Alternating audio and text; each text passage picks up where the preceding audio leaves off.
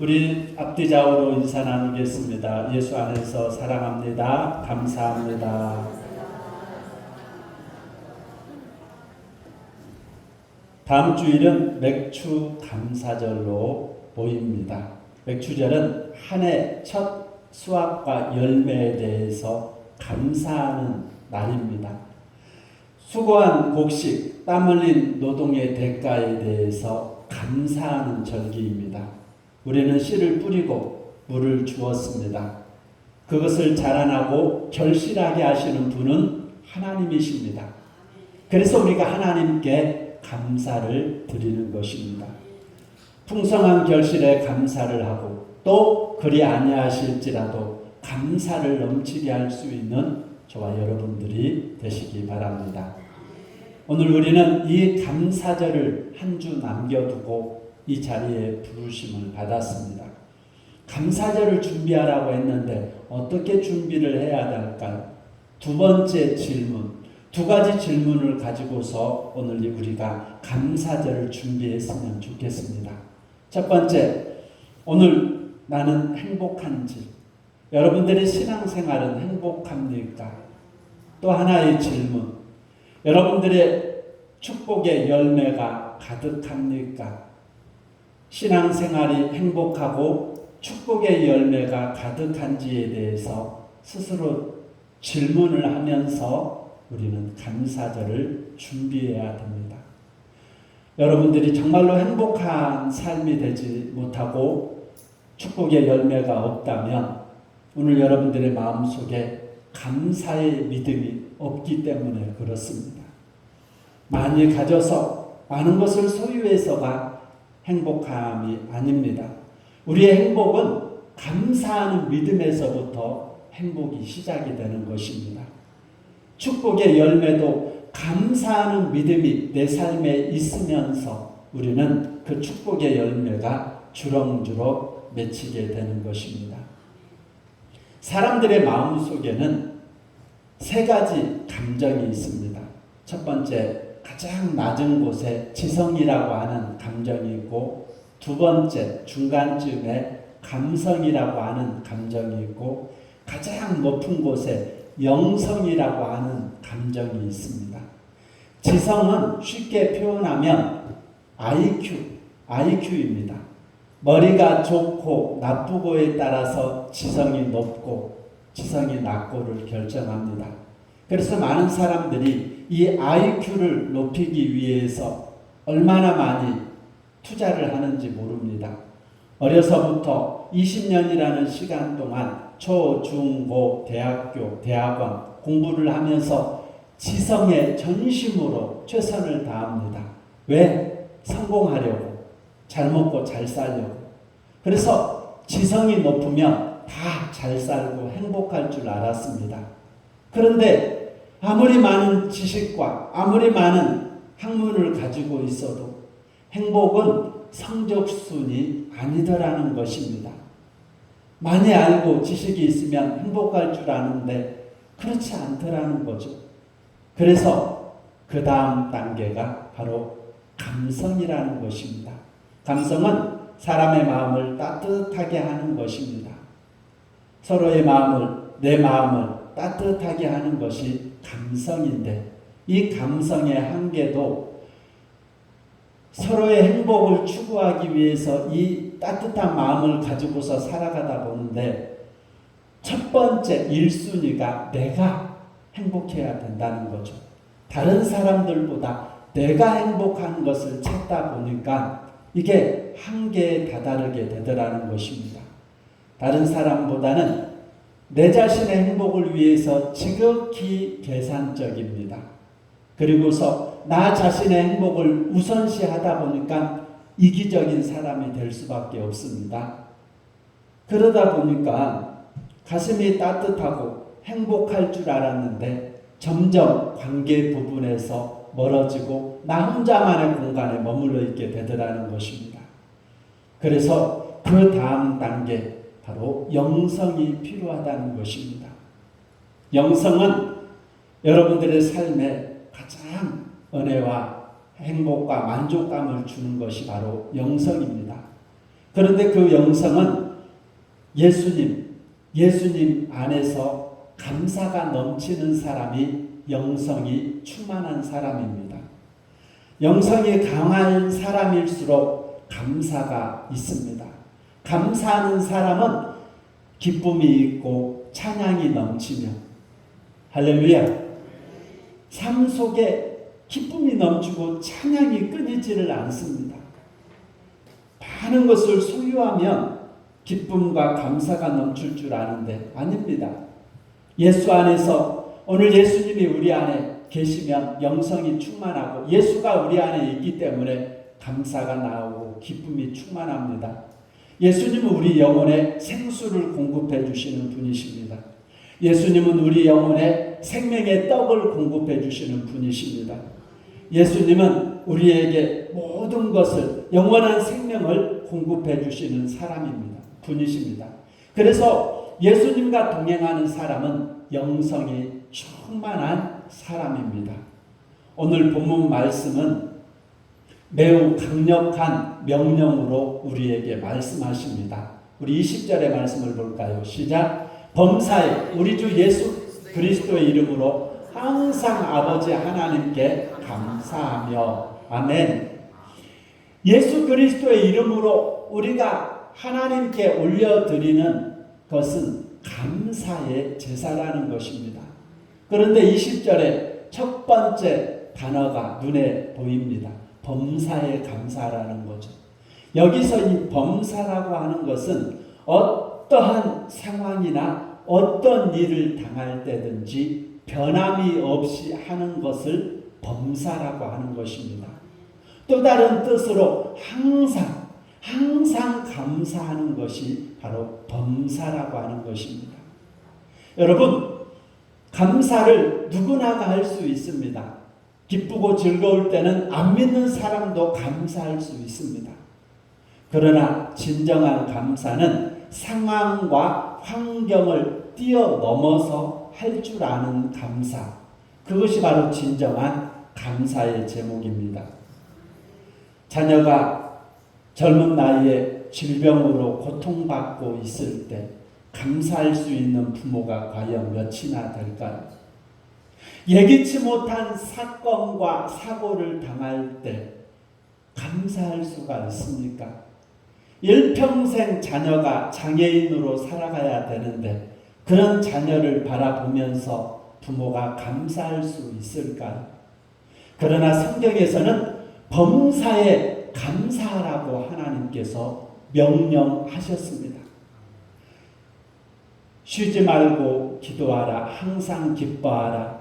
범사에 감사하라. 이는 그리스도 예수 안에서 너희를 향하신 하나님의 뜻이니라. 아멘. 하나님은 여러분들에게 감사를 통해서 주시고자 원하시는 놀라운 축복들이 숨겨져 있습니다. 신앙생활에 풍성한 열매를 원하신다면 오늘 지금 여기서부터 감사의 삶을 살아가시기 바랍니다.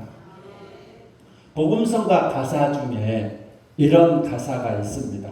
나 가진 재물 없으나, 나 남이 가진 지식 없으나, 나 남에게 있는 건강이 있지 못하나, 나 남이 없는 것 있으니, 나 남이 못 보는 것을 보았고, 나 남이 듣지 못한 사랑 받았고, 나 남이 모르는 것 깨달았네. 공평하신 하나님이 나 남이 가진 것 없지만 공평하신 하나님이 나 남이 없는 것 같게 하셨네. 송명희 시인이 쓴 가사를 음을 넣어서 복음성가로 만든 작품입니다. 송명희 시인은 어렸을 때 수술하다가 의사가 뇌를 건드려서 뇌성마비 장애인으로 일평생을 살아간 사람이었습니다. 어렸을 때부터 늘 침대에 누워서 누군가의 도움 없이는 아무것도 할 수 없는 그런 삶을 살아갔고 말도 못합니다. 몸도 제대로 가누지를 못합니다. 10살이 되어서야 겨우 숟가락을 손에 쥘 수는 있지만 자기 힘으로 밥을 먹을 수가 없습니다. 누군가의 도움을 받아야 되죠. 사춘기를 겪으면서 너무나도 극심한 자기 자신의 그러한 모습을 보면서 절망하고 좌절합니다. 설상가상으로 아버지는 폐결핵으로 죽음을 앞에 둔 자리에 있었고 집안은 너무나도 가난했습니다. 도무지 환경을 보고 상황을 보면 도무지 하루를 살아가는 것이 기적이었습니다. 원망하며 수없이 저주를 했고 그리고 몇 차례 자살을 시도하는 자리까지 들어갔습니다. 그렇게 지옥과 같은 삶을 살아가던 중 한 전도자를 통해서 하나님이라는 분을 알게 되었습니다. 오늘 그 하나님 앞에 자신의 고통과 아픔을 쏟아 놓으면서 어떻게 내 인생을 이렇게 하나님 만들 수 있겠습니까? 하면서 하나님께 다 쏟아냈다가 하나님을 만나버렸습니다. 할렐루야. 예수를 만나고 나서 알 수 없는 놀라운 변화가 있었습니다. 마음속에 감사가 시작이 되었습니다. 여러분의 상황 속에서도 감사할 수 없는데 뇌성마비 장애인이 예수를 만나고 하나님을 만나고 나서부터 감사를 시작하면서 점점 손에 힘이 생기고 글을 쓰기 시작하여서 이렇게 복음성가 가사를 갖다가 기록하고 많은 시를 갖다가 기록하면서 오늘날 수많은 신앙인뿐만 아니라 세상의 모든 사람들에게 감동을 주고 도전을 주는 훌륭한 사람이 되었던 것입니다. 그가 쓴 복음성가를 자세히 보면 나 가진 재물 없고 지식이 없고 남에게 있는 건강이 있지 않지만 나 남이 없는 것을 하나님께로부터 받았고 나 남이 듣지 못한 사랑도 받았고 나 남이 모르는 것을 엄청나게 깨닫는 은혜를 하나님이 주셨다는 것입니다. 그러면서 그 하나님을 공평하신 하나님이라고 고백합니다. 어느 날 송명희 시인에게 미국의 한 독지가가 찾아와서 수술을 권면했습니다. 수술 받으면 그래도 지금보다 좀 더 건강한 삶을 살아갈 수 있습니다. 수술비 제가 다 대겠습니다. 그러자 송명희 시인이 그 고난 중에도 공평하신 하나님이고 이 몸을 통해서 내가 하나님께 영광을 돌릴 수 있다면 그걸로서 족하다. 하나님이 나를 이렇게 만드셨고 이렇게 살아가도록 하셨기 때문에 나는 이것으로 만족하고 감사하다 하면서 정말이지 불편한 몸을 가지고서도 그렇게 살아가는 송명희 시인의 그 모습. 여러분 많이 가지고 있다고 해서 더 많이 감사할 줄 아십니까? 많이 배웠다고 해서 더 많이 감사하는 것을 보았습니까? 더 많이 소유하지 못하고 더 많이 배우지 못해서 비교하고 원망하며 살아가는 인간들의 모습을 봅니다. 여러분 자기 뜻대로 소원 성취를 한 사람들 치고 감사가 넘치게 하는 사람 드뭅니다. 자기 뜻대로 되지 않아서 하나님의 뜻대로 될 때 우리는 더 감사하는 자가 될 수가 있는 것입니다. 진정한 감사는 예수 그리스도를 인격적으로 만난 자만이 할 수 있는 것이 바로 진정한 감사입니다. 예수님은 포도나무이십니다. 그분이 끊임없이 공급해 주시는 그 힘, 그 능력, 그 에너지로 하루를 살아가는 자만이 감사를 할 수가 있습니다. 자기 힘으로, 자기 능력으로 살아가는 자들은 절대로 감사할 수가 없습니다. 감사하는 사람은 행복한 삶을 살 수가 있습니다. 감사하는 사람은 축복의 삶을 살아갈 수가 있습니다. 그것이 성경의 공식입니다.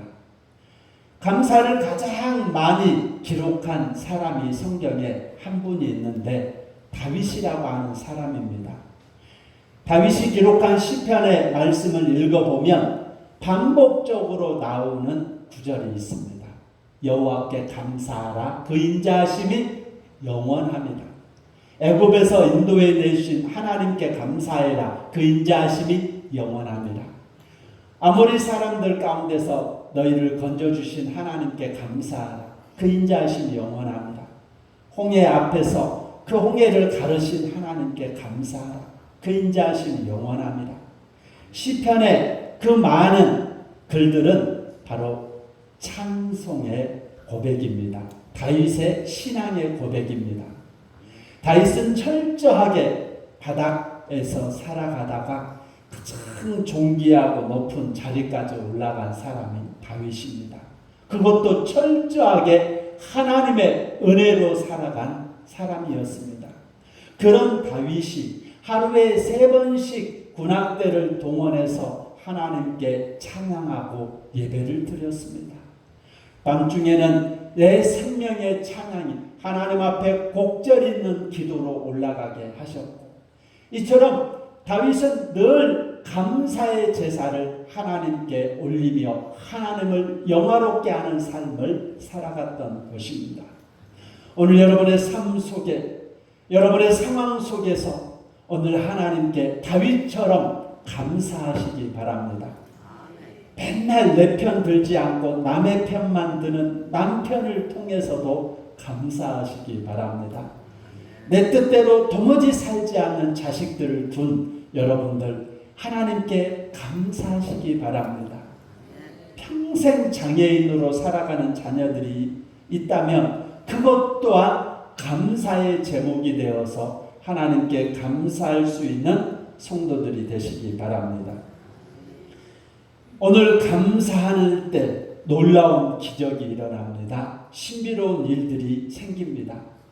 감사는 하나님께서 주시는 우리가 알 수 없는 엄청난 축복의 문을 여는 열쇠이기 때문에 집에 가서 감사하지 마시고 오늘 말씀을 듣고 이 순간부터 감사를 시작하시기 바랍니다.